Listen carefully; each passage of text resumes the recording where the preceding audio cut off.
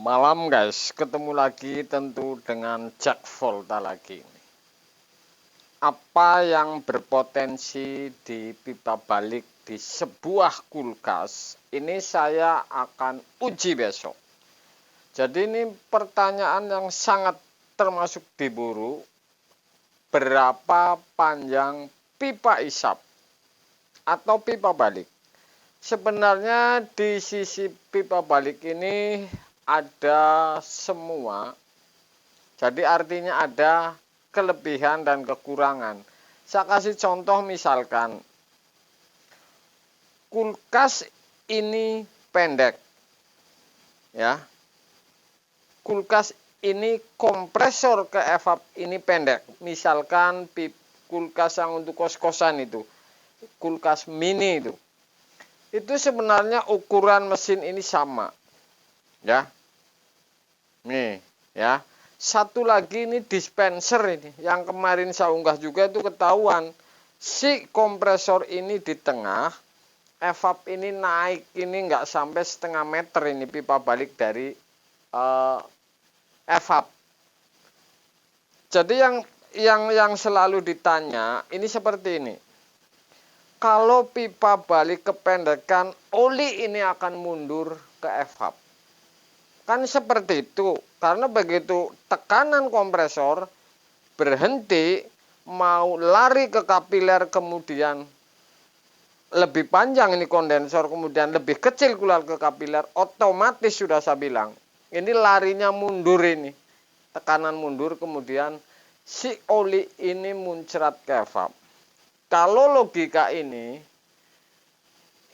yang sudah saya terangkan sama dengan yang tadi videonya. Kenapa oli di evap ini tidak ngefek. Ori dingin, kemudian tidak di flashing, kenapa ini tetap saja dingin? Ini mau pendek, mau panjang di pipa balik, ini tidak ngefek berdasarkan satu contoh perusahaan membuat ini dispenser. Ini kan ini nggak bisa ditolak ini rumus ini. Dari evap kemudian pendek. Kalau oli ini naik, sudah pasti ketarik lagi ke dorong kapiler. Kemudian kulkas mini ini. Kulkas mini ini dari evap ini hitungannya nggak sampai semeter ini. Mesin sama, kondensor sama. Kenapa ini berjalan bertahun-tahun? Kalau ada yang bilang pipa balik ini ada rumusnya harus sekian meter, saya pasti bantah berdasarkan seperti tadi. Tentu ini perusahaan ini yang membuat. Kenapa berjalan lancar bertahun-tahun aman-aman saja. Tetapi yang saya akan bilang begini.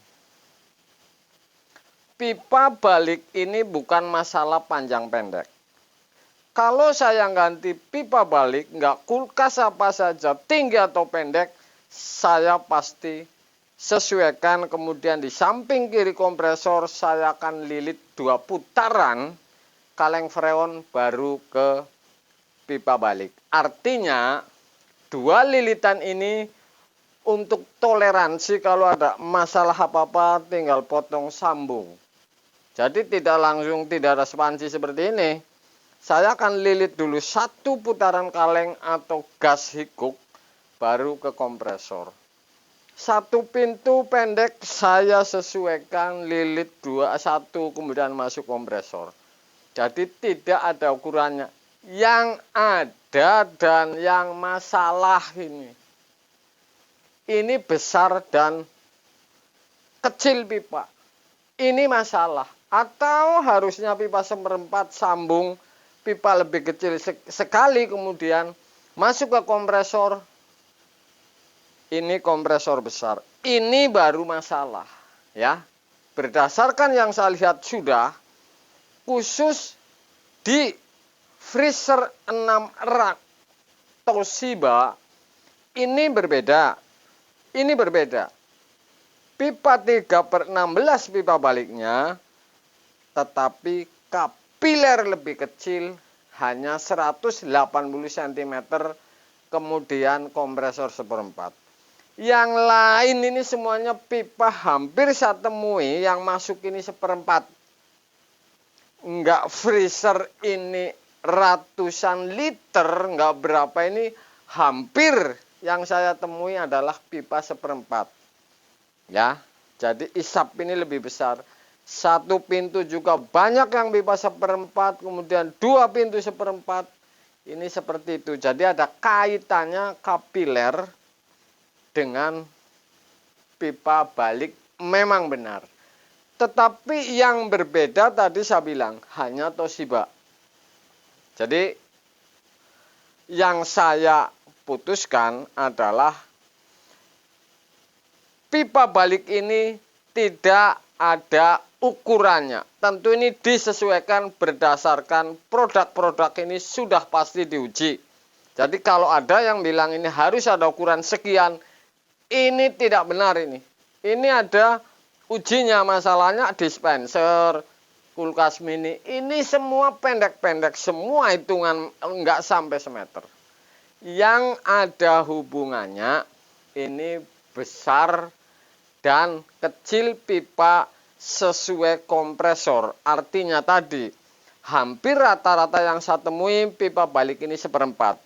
Tetapi kalau kompresor 1/10 misalkan atau 1/8 menggunakan pipa balik ini 3/16, ini enggak masalah. Oke?